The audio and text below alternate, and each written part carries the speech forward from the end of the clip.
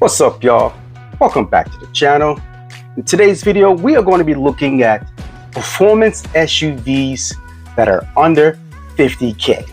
I decided to make this video because, as you know, I'm currently looking for a car replacement, and man, SUVs, they seem to be pretty expensive now, or cars on a whole period. But personally, I feel like 50K is the absolute cap. I just don't feel comfortable with spending more than 50K on a used vehicle at that.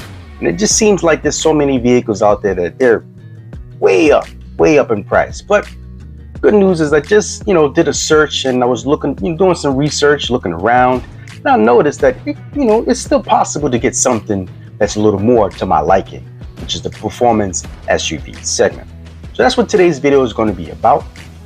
But first, before we go any further, just like always, I want to remind you guys to please continue to smash that like button, subscribe, hit that notification bell, make sure it's on all so that you get notified when I come out with the next video. Greatly appreciated. All right, so let's get right into today's video.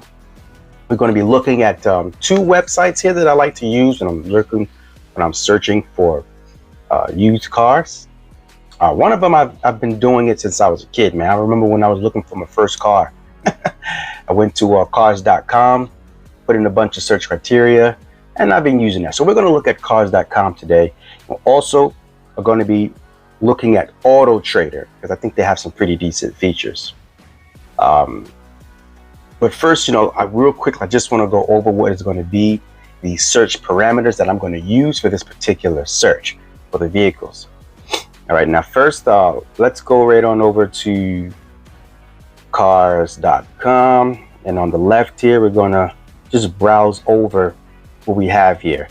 But I put in for the search criteria, which is going to be 6 cylinders, 8 cylinders, of course, SUVs, max price $50,000. Key feature that I like to put in there with filters is leather seats, because I can't stand cloth. And I always find that tends to cull out some of the lower quality, or those trims of vehicles. We're going to look at here any miles from your zip code, wherever you are, new and used, all makes, right? And is any other filters that we're looking at here? Drivetrain. On Auto Trader, there is 2 more filters that I'll put in. But on this particular site, to get the particular vehicle that kept coming up, those are all the filters that I'm using for this video. And I'll go over the other one for cars, for autotrader.com. It's just 2 more filters that I decided to put in just to kind of help narrow down the search. All right, now there's a ton of vehicles that kept coming up consistently. So what I basically was doing was just trying to focus on the ones that excite me the most, something that I see myself being able to drive in that's under 50K here. All right, so let's go right ahead for the one that just kept coming up. And it shocked me that it actually made the list, but it is here. So we're going to talk about it. And we're just going to take a look at this color. And that's this one right here, the 2023 Nissan Pathfinder Rock Creek Edition. I could not believe that this kept coming up, but I just have to sit here and think about it. Now, I remember prior to this, I was doing some searches, just kind of looking around, because I see Nissan came out with a new Pathfinder, and I just decided to build one, and I did some time ago, and I was blown away at the price. It's a brand new vehicle, right? It's their off-road package ready, off-road ready Pathfinder, and I couldn't believe the price. It was, every time I built one, it was within that $45,000 range. And I was like, whoa, wait a minute, what is going on? It's a new vehicle. The trend for new vehicles nowadays, 60 and up. It's crazy. So being that this one is in 45 range, I was like, all right, let me look at this a little closer. And I did. And, this particular trim level, like I said, it's the Rock Creek version, which adds, as you can see here, it has these really nice all-terrain tires, and a somewhat of an off-road wheel. It has like a nice black face with a, I don't know if that's a real beadlock, but it's a beadlock style of a wheel. Now I think that's a really nice touch. You know me, if I did get this, I would definitely swap those tires out for my Nitto Ridge grapplers. But hey, the front bumper looks a little more rugged than the standard one. You got some nice little black or black fender arches there in the side skirts, and I really like the roof line. They give you this rack. I don't know about that rack, but you know, it looks good on there, but I'm not used to that style of a rack. It looks nice. It really does look nice, you know.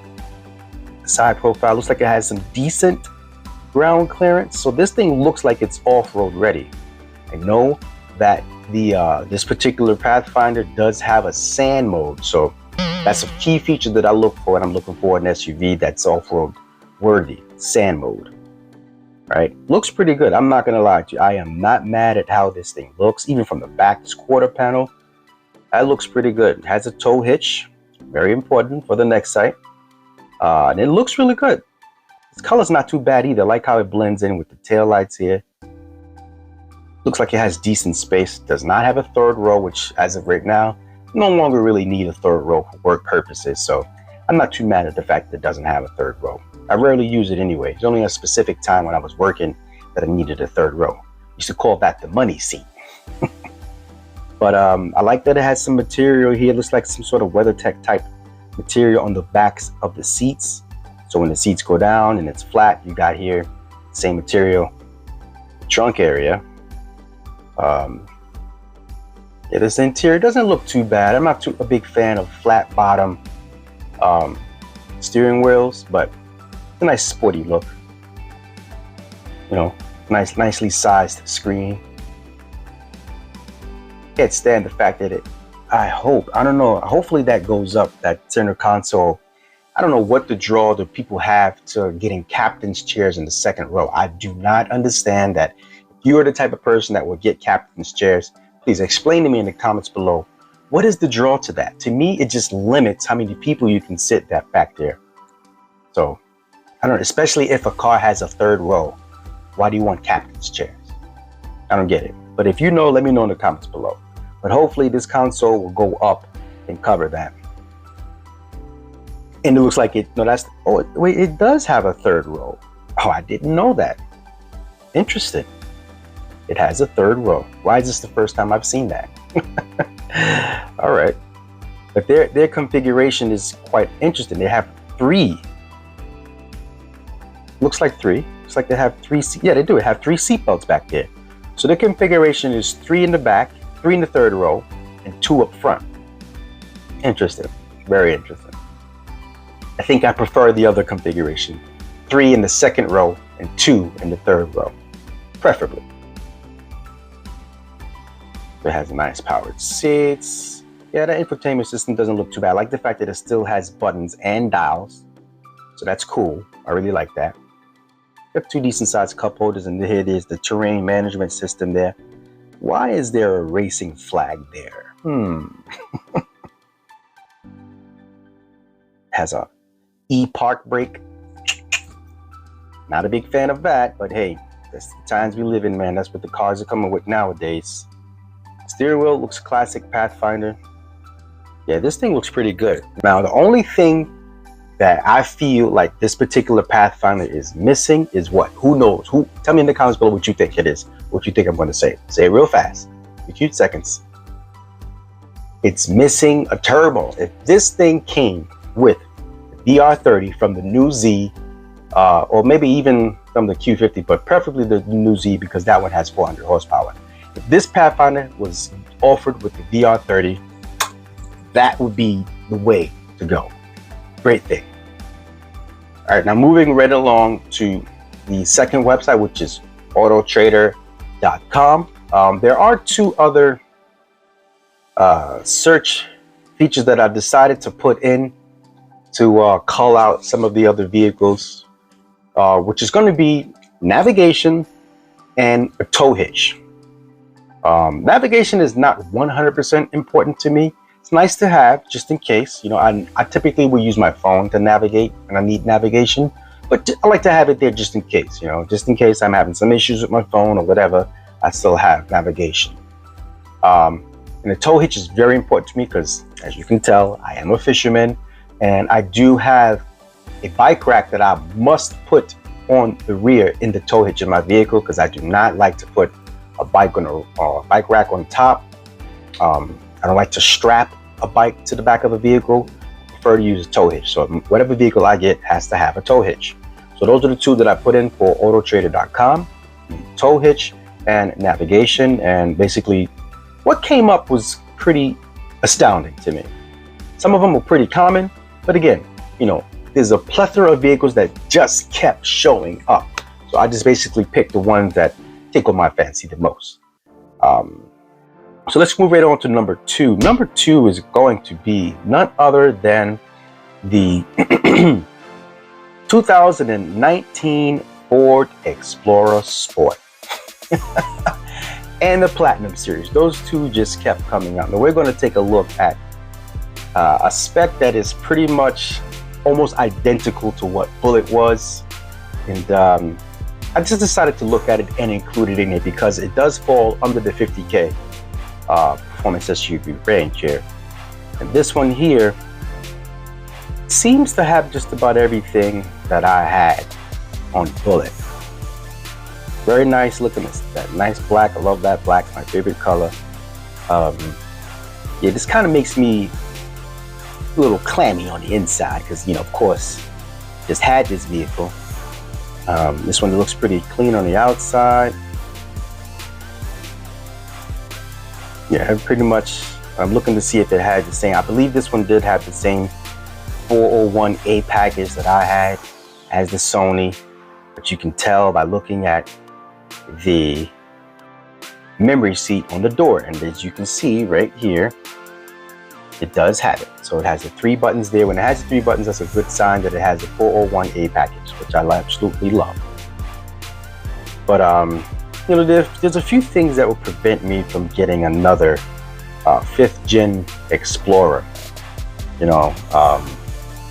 So let me real quickly, I'll just go over that. You know, as long as it has the 401A package, low mileage, and all recalls have been done. Also, what I would look for, I would look to see if that water pump has been done, the timing chain, if the turbos have been changed recently. But even if all those things have been done, chances are I still might not get one. I think I'm ready to move on from a 5th gen, unless something, you know, some crazy offer is given. But I think I'm ready to move on from that. All right, so moving on. And another thing that kept coming up is the platinum trims as well. I feel the same. Only thing that I really don't like about the platinum trims is the actual platinum trimming. I really like the sports black accents. I think it looks way better. Platinum looks too much like chrome, and it just doesn't rock with me that well. But I know that it's, you know, it's still a good buy. It's under 50K. I did find one here that's in like the 30,000 mile range. So I have to look at it real quick. It's white. If I did get another one and I didn't want to get black, I probably would get white. But yeah, all of the Explorer Sports and Platinums that kept coming up, they were all within that 30K range for this price, with like the 30s, the 32s. But this one is 32,591. Again, but I'm just ready to move on from that. All right, so let's move right along to number 3. Number 3 is the obvious here, which is going to be a 2020 Explorer ST. I was not really so surprised that I kept seeing this vehicle come up, but I did see some 21s. But the price is still in the 42 rate. This one is 42,995. It's white. White is not necessarily a color that I'm most interested in when it comes to an Explorer ST. My preferable color is going to be that nice blue. And the reason might shock you. The reason why I'm interested in getting the blue is for one specific reason. The emblems. The emblems from Ford are blue. Now, in order to change this emblem, for whatever reason, Ford decided to construct it in a way that you have to take the bumper off. I really don't like that. Yes, eventually plan on getting an intercooler, but in that scenario, I didn't like the fact that you have to take the bumper off in order just to change the emblem. I really would like to get a black emblem, but the fact that that bumper has to come off to do that is a nice deterrent for me personally, for getting any other color. But if I'm going to leave the emblem on, I would get the blue. That's the main reason why I would get the blue. Never mind, it's a nice color. I really like that blue. Well, the contrast of the black wheels and the red calipers and the blue emblem. But, you know, the fact that that bumper has to come off would make me not want to change the emblem. The only way that I would leave that emblem on is if I had either a blue one or possibly the red one. But this one is looks pretty nice. White doesn't look too bad. With all the black ST trim accents, it does look pretty good. Got the little bit of red ST there, which is not so bad. Let's see, does it have captain's chair or it has the bench? I really like that they have the ST stitched into front seats. I wish it was red. I wish I had red stitching instead of white. Again, if this is a white car with white stitching, that does look a little more uniform for me in my mind. Oh, check it out. This is a rarity. It's a 2020 ST that has the bench seats. So many of the STs have captain's chairs. I think because they finally decided to make the bench seats an option, which is crazy to me, but hey, that's what it is. This one definitely has the bench seat, which is a plus for me, which would make me actually want to go and get this one. It does have that iPad looking center console. I don't know if I like it that much. It looks a little out of place. I would prefer something that's horizontal, but I believe when you get certain packages, that's a must. So it is what it is. I like the wheel. I love that it had a little ST in there. I think that looks dope. So, you know, the STs have basically grown on me at this point. It took 3 years. So I would be more interested in getting one nowadays. But when it first came out, really wasn't feeling how badly the front grille and the headlights were thrown together. It just didn't look so good to me. But it is what it is now, you know? Yeah, see, like this headlight. How they have the grill, the shape of the grill, and what's going on inside of the headlight, to me just doesn't flow for me personally. But you know, sometimes these things can grow on me, and it definitely has. It's almost like it's pretty much stock, but you never know. All right, so let's move right along here to number 4. Number 4, it's going to shock some, but not me.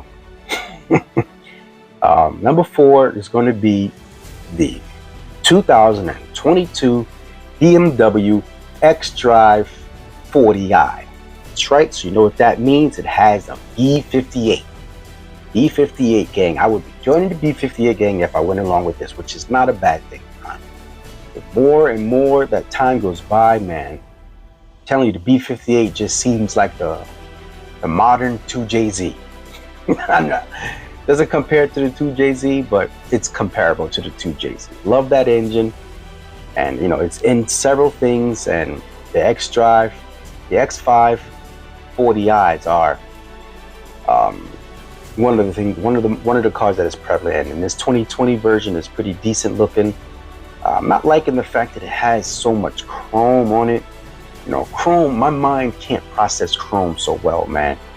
This thing has a lot of it in the grille, front, near the headlights, not in the headlights, near the fog lights, down the sides. It just has a whole lot of chrome, and I'm not really into chrome that much. But the only way that my mind can possibly process so much chrome is if I got like a black base wheel with the chrome lip. Then I may be able to pardon as much chrome. But this thing looks pretty decent. I'm not sure what's going on with the paint, with the paint on this particular one. You know, I'm seeing even online, I'm seeing a lot of swirls everywhere. So the paint job on this one looks like it's going to need a paint correction, definitely. But the seating looks decent. You know, the X5, it looks really good. I really like what I see here, especially in that dash. I think that dash looks really classy, you know. I could get used to that if I were to get something like this.